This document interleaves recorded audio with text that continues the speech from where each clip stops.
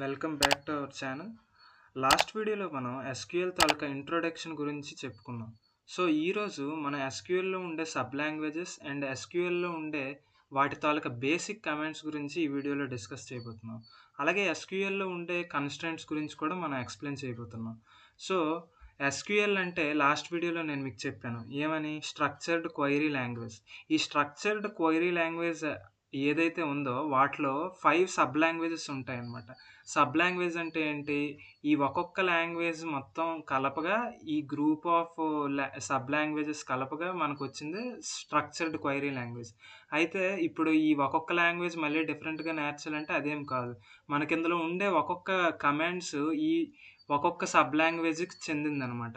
So, ఇందులో ఉండే sub languages ఏంటేంటంటే డేటా డెఫినిషన్ లాంగ్వేజ్ అని, డేటా మ్యానిపులేషన్ లాంగ్వేజ్ అని, డేటా క్వైరీ లాంగ్వేజ్ అని, అదే డేటా క్వైరీ లాంగ్వేజ్‌ని ఇంకో విధంగా కూడా పిలుస్తారు. డేటా రిట్రీవల్ లాంగ్వేజ్ అని, అలాగే data control language, transaction control language అని ఈ లాంగ్వేజెస్ ఏవైతే ఉన్నాయో ఇవే ఎస్‌క్యూఎల్ తాలూకా సబ్ లాంగ్వేజెస్ అనమాట.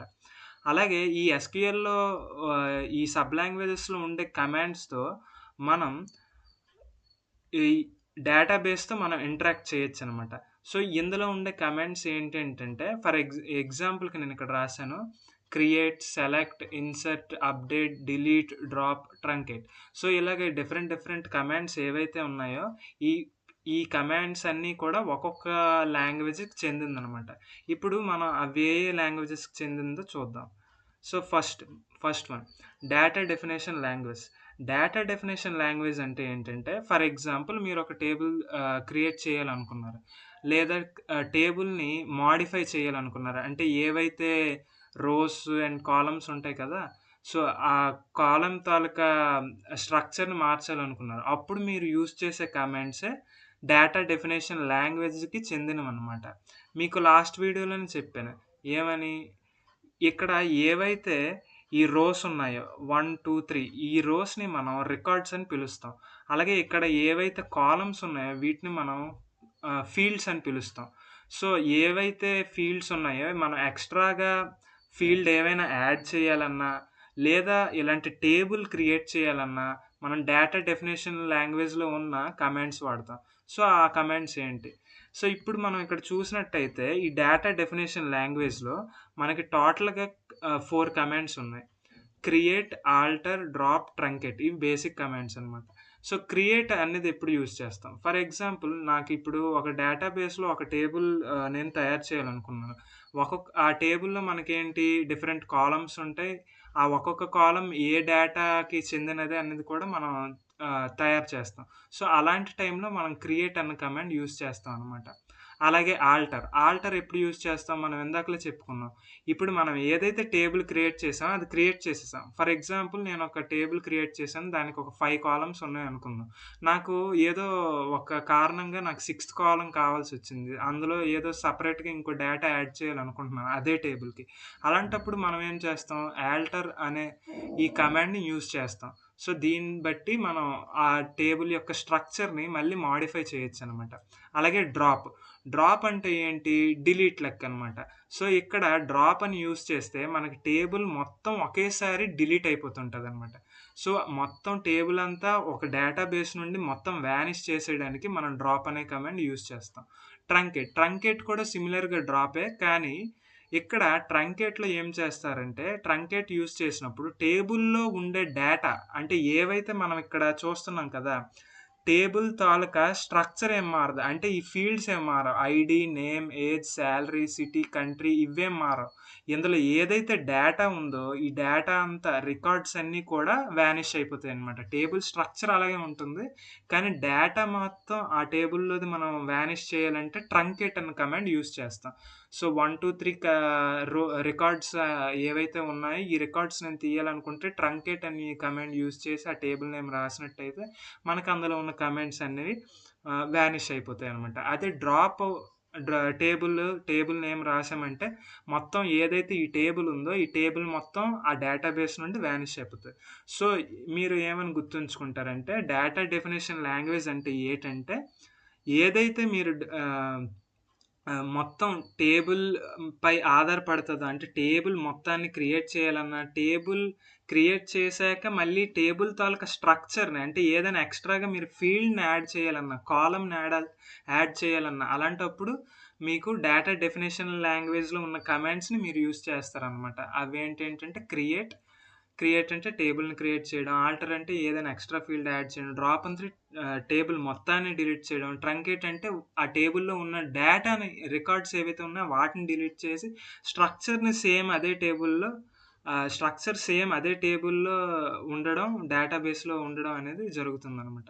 సో, అదే data definition language. Next data manipulation language. Data manipulation language అంటే ఇప్పుడు ఫర్ ఎగ్జాంపుల్ నేను క్రియేట్ చేసేసాను టేబుల్. కానీ ఇందాకల క్రియేట్ చేసిన టేబుల్‌లో నేను డేటా ఇవ్వలేననమాట. ఓన్లీ నేను టేబుల్ ఫర్ ఎగ్జాంపుల్ నేను ఒక స్టూడెంట్ టేబుల్ తయారు చేశాను. అందులో ఐడీ, నేమ్, రోల్ నంబర్ ఉన్నాయి.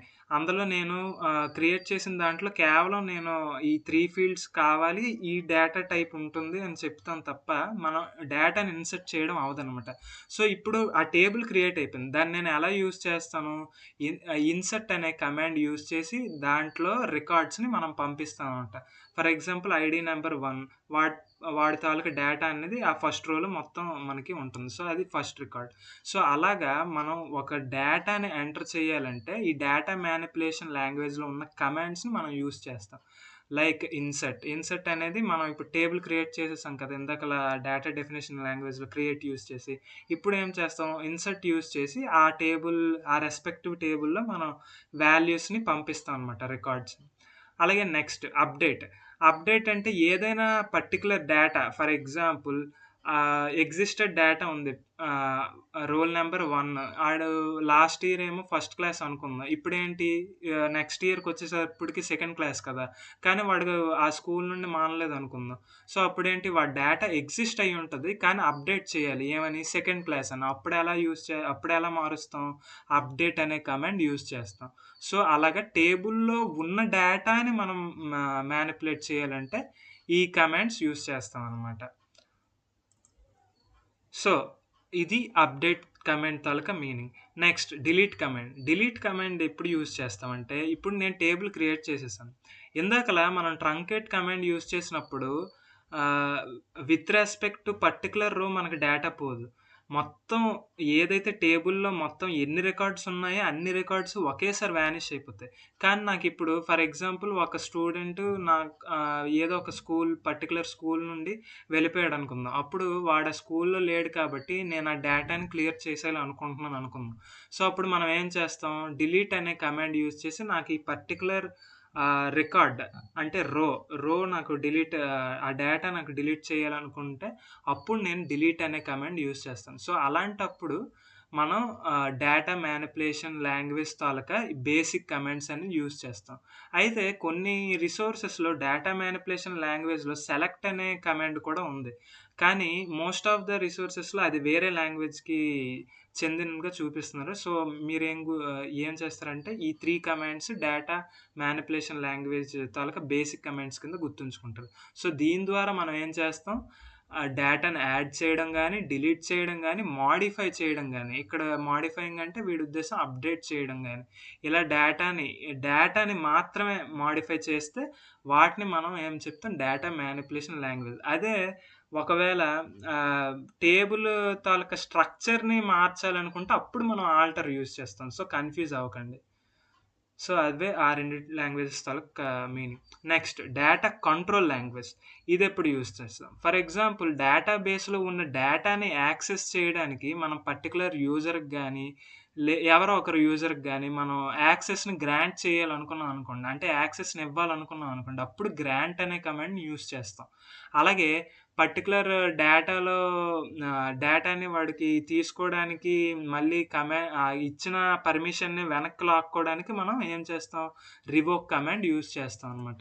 సో, ఇవే డేటా కంట్రోల్ లాంగ్వేజ్ పేరులోనే ఉంది. అది డేటా కంట్రోల్ చేయడానికి. అంటే యాక్సెస్ చేయడానికి గాని, మళ్ళీ ఆ యాక్సెస్‌ని డినై చేయడానికి గాని, ఇచ్చిన యాక్సెస్‌ని డినై చేయడానికి గాని మనం రివోక్ కమాండ్ యూజ్ చేస్తాం. సో, ఈ 2 కమాండ్స్ డేటా కంట్రోల్ లాంగ్వేజ్‌లోకి చెందినవనమాట. So, next data query language. Data query language అంటే ఏంటి? క్వైరీ అంటే నేను మీకు లాస్ట్ క్లాస్‌లోనే చెప్పాను. ఏమని? క్వైరీ అంటే క్వెషన్స్ అనమాట. సో, మనం ఒక డేటా ఫర్ ఎగ్జాంపుల్ ఇందాకలా మనం తీసుకున్న టేబుల్‌లోనే పర్టిక్యులర్ డేటా నేను పర్టిక్యులర్ ఏరియాలో నాకు ఏంటుంది డేటా అని నేను కనుక్కోవాలనుకున్నాననుకోండి. అదేంటి ఒక టైప్ ఆఫ్ క్వెషనరీ కదా! సో, అలాంటి టైప్ ఆఫ్ క్వెషనరీ డేటాని మనం ఏ డేటా ఉందని కనుక్కోవడానికి యూజ్ చేసే కమాండ్సే ఈ డేటా క్వైరీ లాంగ్వేజ్ అంటామనమాట. ఈ డేటా క్వైరీ లాంగ్వేజ్‌కి చెందినవి. ఇందులో ఏంటంటే కమాండ్స్ అంటే select, from, where, group by, having, order by. ఈ సెలెక్ట్ అనే కమాండ్ చెప్పాను కదా! కొన్ని రిసోర్సెస్‌లో మనకి ఆహ్, డేటా మానిప్యులేషన్ లాంగ్వేజ్‌కి చెందినది అయ్యుంటది. కొన్ని వాటిలోనేమో మనకి డేటా క్వైరీ లాంగ్వేజ్. కానీ మోస్ట్ ఆఫ్ ద కేసెస్‌లో డేటా క్వైరీ లాంగ్వేజెస్‌లోనే సెలెక్ట్ అనే కమాండ్ బేసిక్ కమాండ్‌గా ఉంది. సో, ఇంకా ఇవేవైతే ఉన్నాయో ఫ్రమ్ అని, వేర్ అని, గ్రూప్ బై అని, హావింగ్ అని, ఆర్డర్ బై వీటిని క్లాజెస్ అని కూడా కొద్ది రిసోర్సెస్‌లో ఉన్నాయన్నమాట. వీటిని క్లాజెస్ అంటాం. అంటే ఆహ్, ఫ్రమ్ అని, వేర్ అని ఎక్కడైతే మనకు డేటా ఫర్ ఎగ్జాంపుల్ సెలెక్ట్ నేను పర్టిక్యులర్ టేబుల్ తాలూకా పర్టిక్యులర్ కాలమ్స్‌నే నేను సెలెక్ట్ చేయాలనుకున్నాను. ఫర్ ఎగ్జాంపుల్ ఈ టేబుల్ తీసుకోండి. ఈ టేబుల్‌లో నాకు particular columns for example select ఈ టేబుల్ పేరు శాంపుల్ టేబుల్ అనుకుందాం. Select ID, name, ID comma, name comma, age from sample table అన్నాననుకోండి. అప్పుడు మనం అది ఎంటర్ సెమికోలన్ పెట్టి మనం రన్ చేస్తే ఏం చూపిస్తది? ఓన్లీ ఐడీ, నేమ్, ఏజ్ తాలూకా ఒక టేబుల్ మీకు కనిపిస్తదనమాట. అందులో ఉండే డేటాని. సో, అలాగ పర్టిక్యులర్ డేటాని సెలెక్ట్ చేయడానికి మనం సెలెక్ట్ అనే కమాండ్ యూజ్ చేస్తాం అనమాట. సో, అలాంటి క్వెషనరీ టైప్ ఆఫ్ స్టేట్మెంట్స్‌కి మనం సెలెక్ట్ యూజ్ చేస్తాం. అలాగే నెక్స్ట్ ఫ్రమ్ ఇది క్లాజ్. క్లాజ్ అంటే ఏంటి? మనం స్టార్టింగ్ ఎప్పుడు వాడం. ఇప్పటి వరకు నేను మీకు చెప్పినవన్నీ స్టార్టింగ్‌లో వస్తాయి. ఫర్ ఎగ్జాంపుల్ కమాండ్ నేను రాసాను. Create table, table name. Create అనేది సింటాక్స్‌లో మనం ఏదైతే స్టేట్మెంట్ రాస్తామో అది స్టార్టింగ్‌లోనే వస్తది. ఆల్టర్ అనేది కూడా స్టార్టింగ్‌లోనే వస్తది.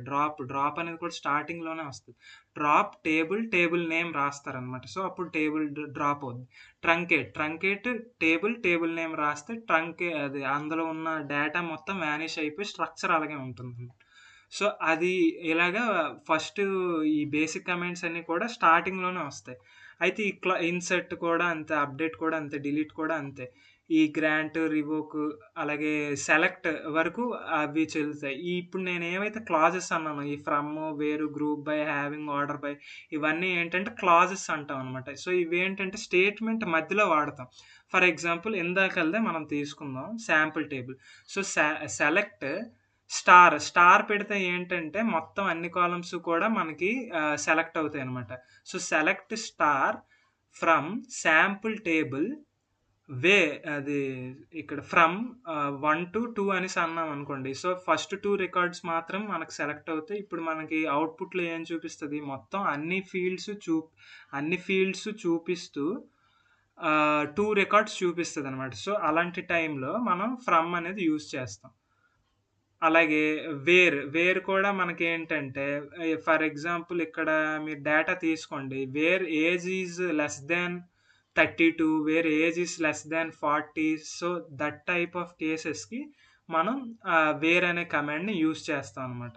అలాగే గ్రూప్ బై, అలాగే హావింగ్, ఆర్డర్ చేయడానికి ఆర్డర్. సో, ఈ కమాండ్స్ గురించి మనం నెక్స్ట్ వీడియోలో ఎగ్జిక్యూట్ చేసి తెలుసుకుంటాం.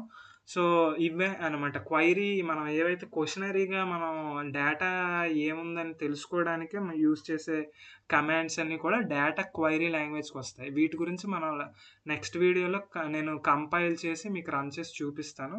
క్లియర్‌గా తెలుసుకుందురు. Next transaction control language. Transaction control language అంటే used to manage database transactions. For example ఏదైనా ఒక డేటా అనేది ట్రాన్సాక్షన్ అయింది. సో, అంతా అయిపోయింది. సో, నాకు ఆ డేటా అక్కడితో సేవ్ చేసేయాలనుకున్నాననుకోండి. అప్పుడేం చేస్తాం కమిట్ అనే కమాండ్‌ని యూజ్ చేస్తాం అనమాట. ఈ కమిట్ అనే కమాండ్ యూజ్ చేస్తే మనకి ఆ డేటా మొత్తం కూడా అలా సేవ్ అయిపోతుంది.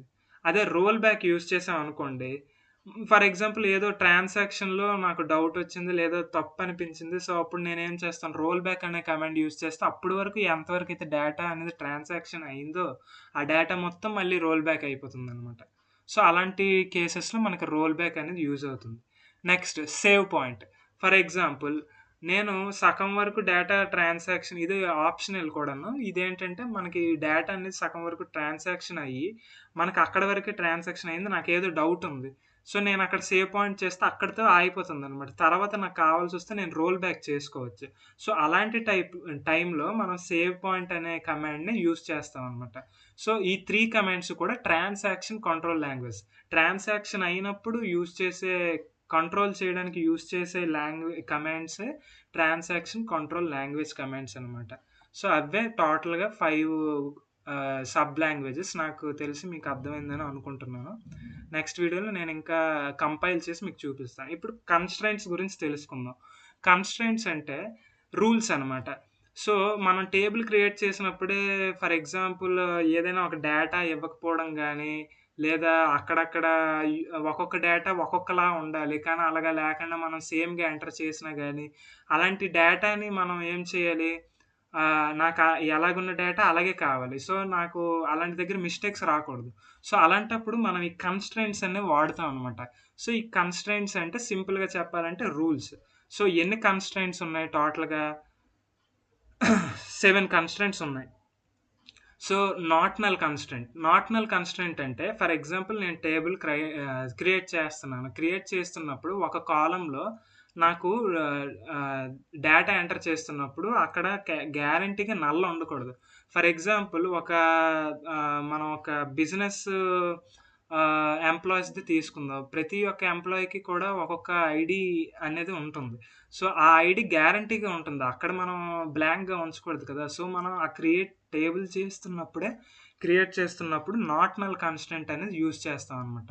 సో, ఈ విధంగా నాట్ నల్ కన్‌స్ట్రైంట్ అనేది యూజ్ అవుతుంది. మనం నెక్స్ట్ వీడియోలో అది ఎలా యూజ్ చేస్తామనేది నేను నీకు రన్ చేసి చూపిస్తాను.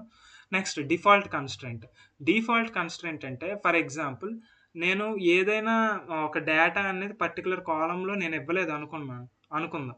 కానీ నేను ఇవ్వకపోయినా సరే, ఆ డేటా మనం ఏది ఇవ్వకపోతే అక్కడ గ్యారంటీగా ఏదైనా డేటా ఉండాలి. అది కూడా అందరికి కామన్ అనుకోండి. అలాంటప్పుడు ఏంటి, మనకి డిఫాల్ట్ కన్‌స్ట్రైంట్ యూజ్ చేస్తామనమాట. మీకు ఎలా చెప్పాలంటే ఫర్ ఎగ్జాంపుల్ నేనేదో వస్తువులు కొన్నాను. సో, ప్రతి వస్తువుకి సర్టెన్ టాక్స్ ఉంటది. సో, నేను ప్రతిసారి టాక్స్‌ని ఇంక్లూడ్ చేయకుండా ఎన్ని వస్తువులైతే కొన్నానో ప్రతి రోలో కూడా డిఫాల్ట్‌గా ఆ వాల్యూ యాడ్ అయిపోవాలంటే మనం ఈ డిఫాల్ట్ కన్‌స్ట్రైంట్ యూజ్ చేస్తామనమాట. సో, పర్టిక్యులర్‌గా ఆ రోలో ఆ కాలమ్‌లో ఆ డేటా అనేది ఇంక్లూడ్ అయిపోతుంది. సో, డిఫాల్ట్ కన్‌స్ట్రైంట్ అనేది ఒక వాల్యూ అనేది అక్కడ అసైన్ చేసేస్తుందనమాట. మనం ఏమైనా ఇచ్చుకోవాలంటే ఇచ్చుకోవచ్చు. లేదా డిఫాల్ట్‌గా అదే ఒక వాల్యూని మనం ఏదైతే ఇస్తామో ఆ వాల్యూని అందులో పోస్ట్ చేసేస్తుందనమాట డేటాని. సో, యూనిక్ కీ అంటే ఏంటంటే పర్టిక్యులర్‌గా ఒక ఫీల్డ్ అంటే ఒక కాలమ్‌లో డిఫరెంట్ టైప్స్ ఆఫ్ డేటా ఉండాలి. గ్యారంటీగా డిఫరెంట్ టైప్స్ ఆఫ్ డేటా ఉండాలనుకున్నాం అనుకోండి. అప్పుడు యూనిక్ కీ. ఫర్ ఎగ్జాంపుల్ ఇందాకల ఎగ్జాంపులే తీసుకుందాం. For example business taluka data తీసుకుందాం. బిజినెస్‌లో ఒక్కొక్క ఎంప్లాయీకి ఒక్కొక్క ఈమెయిల్ ఉంటుంది. సో, ఈ ఒక్కొక్క ఈమెయిల్‌కి కూడా అంటే ఒక్కొక్క ఎంప్లాయీకి కూడా ఒక్కొక్క టైప్ ఆఫ్ ఈమెయిల్ ఉంటుంది. ఎవరికీ సేమ్ ఉండవు కదా! సో, అలాంటి కేస్‌లో ఏంటి, ఆ ఫీల్డ్‌లో ప్రతి ఒక్క రికార్డ్‌లో కూడా అంటే ఫర్ ఎగ్జాంపుల్ ఈ ఫస్ట్ ఎంప్లాయీ అనుకుందాం. ఇక్కడ ఫర్ ఎగ్జాంపుల్ ఇక్కడ ఈమెయిల్ అనేసి ఉందనుకుందాం. సో, ఫస్ట్‌లో ramesh@gmail.com ఉంటే సెకండ్‌లో కూడా ramesh@gmail.com ఉందనుకోండి. అది రాంగ్ అని అది మీకు ఎర్రర్ చూపిస్తదనమాట. సో, అలాంటి కేసెస్‌లో ఏంటి ఒక్కొక్క ఎంప్లాయీకి కూడా ఒక్కొక్క డిఫరెంట్ ఈమెయిలే ఉండాలి కదా! వాళ్ళ ఇన్ఫర్మేషన్ వాళ్ళకే ఎళ్ళాలి. Same data ఎళ్ళకూడదు. సో, అలాంటప్పుడు మనం యూనిక్ కీ అనేది యూజ్ చేస్తామనమాట. సో, ఒక కాలమ్ మొత్తం డిఫరెంట్ డేటా ఉండే విధంగా ఇది చూసుకుంటదనమాట యూనిక్ కీ. సో, అలాగే ప్రైమరీ కీ అంటే ఏంటంటే, ఫర్ ఎగ్జాంపుల్ ఇదే టేబుల్ తీసుకోండి. ఒక్కొక్క పర్సన్‌కి ఒక్కొక్క ఐడీ ఉంది. ఈ ఐడీ అనేది ఒక్కొక్క పర్సన్‌కి ఒక్కొక్క ఐడీ ఉంటుంది. డిఫరెంట్ ఐడీస్ ఉంటాయి. కానీ సేమ్ ఉండదు. అదే ఏజ్ మీరు తీసుకోండి సేమ్ ఉండే ఛాన్సెస్ ఉంటాయి. రమేష్‌కి ఏజ్ 32 ఉండొచ్చు. ముఖేష్‌కి కూడా ఏజ్ 32 ఉండొచ్చు. సాలరీస్ కూడా సేమ్ ఉండొచ్చు. అలాగే సిటీస్ మేబీ సేమ్ ఉండొచ్చు. ఇద్దరు ఒకే దగ్గర బతకచ్చు. కంట్రీ కూడా ఒకటే కంట్రీ అయ్యుండొచ్చు. కానీ వాళ్ళ ఎంప్లాయీస్ తాలూకా ఐడీస్ అన్నవి గ్యారంటీగా డిఫరెంట్ ఉంటాయి. సో, ఇలాగ ఏదైతే డేటా అనేది డిఫరెంట్ ఉంటదో వాటి బట్టి మనం పర్టిక్యులర్ ఎంప్లాయీ తాలూకా డేటాని మనం గుర్తుపడతామో వాటిని మనం ప్రైమరీ కీ అంటాం అనమాట. సో, ఈ టేబుల్‌లో మనకేంటి ప్రైమరీ కీ? ఐడీ. ఎందుకు? నేమ్స్ సేమ్ ఉండొచ్చు, ఏజ్ సేమ్ ఉండొచ్చు, సాలరీస్ సేమ్ ఉండొచ్చు. హైదరాబాద్ అండ్ సిటీస్ వాళ్ళు లివింగ్ సిటీస్ సేమ్ ఉండొచ్చు, కంట్రీస్ సేమ్ ఉండొచ్చు. సో, అలాగే ఏదైతే డేటా యూనిక్‌గా ఉంటుందో అది మనం ఒక పర్టిక్యులర్ రికార్డ్‌ని ఐడెంటిఫై చేయడానికి ఆ డేటాని మనం ప్రైమరీ కీ అని అంటామనమాట. ఫారెన్ కీ కూడా సేమే. కానీ ఏంటంటే వేరే డేటాబేస్ టేబుల్ ఏదైతే ఉంటుందో అందులో ఉండే యూనిక్ ఐడెంటిటీని మనం ఫారెన్ కీ అంటామంట. అదే ప్రైమరీ కీ అనుకోండి, మీరు ఉన్న టేబుల్లో ఏదైతే యూనిక్‌గా ఐడెంటిటీ చేసే విధంగా డేటా ఉంటుందో దాన్ని ప్రైమరీ కీ అంటాం. అదే వేరే టేబుల్లో ఏదైనా డేటా ఉందనుకోండి యూనిక్‌గా, దాన్ని మనం ఫారెన్ కీ అంటాం. Next check constraint. ఈ చెక్ కన్‌స్ట్రెయింట్ కూడా ఏంటంటే, మనం ఏదైనా ఒక కండిషన్ రాస్తే, ఆ కండిషన్‌ని చెక్ చేస్తదనమాట సింపుల్‌గా చెప్పాలంటే. దాన్నే మనం నెక్స్ట్ ఏంటంటే ఇండెక్స్ కన్‌స్ట్రెయింట్. ఇండెక్స్ కన్‌స్ట్రెయింట్ ఎప్పుడు యూజ్ చేస్తాం? ఫర్ ఎగ్జాంపుల్ నేను ఒక పర్టిక్యులర్ పర్సన్ డేటాని యాక్సెస్ చేయాలనుకున్నాననుకోండి. డైరెక్ట్‌గా నేనేం చెప్తాను, ఆ ఇండెక్స్ ద్వారా మనం మొత్తం ఆ డేటాని ఒకేసారి గ్రాబ్ చేసేయొచ్చనమాట. రిట్రీవ్ చేయడం గానీ, లేదా క్రియేట్ చేయడం గానీ ఆ డేటాని ఆ ఇండెక్స్ ద్వారా డైరెక్ట్‌గా క్రియేట్ చేయొచ్చు. సో, దీనివల్ల యూజ్ ఏంటంటే, మనం క్విక్‌గా డేటాని మనం చెప్తామనమాట. సో, అదే అనమాట కన్‌స్ట్రెయింట్స్ అంటే. సో, ఈ వీడియోలో మనం ఇక్కడి వరకు తెలుసుకున్నాం. నెక్స్ట్ వీడియోలో మనం ఏం చేస్తామంటే, ఈ కమాండ్స్‌ని ఎలా యూజ్ చేస్తాం, అలాగే డేటా టైప్స్ ఈ ఎస్‌క్యూఎల్ లాంగ్వేజ్‌లో ఏమేమొస్తాయి అన్నవి మనం చెప్పుకుంటాం అనమాట. అలాగే ఏ కంపైలర్ బెస్ట్ అనేది మనం నెక్స్ట్ వీడియోలో చెప్పుకుందాం. ఈ వీడియోకింతే. Thank you.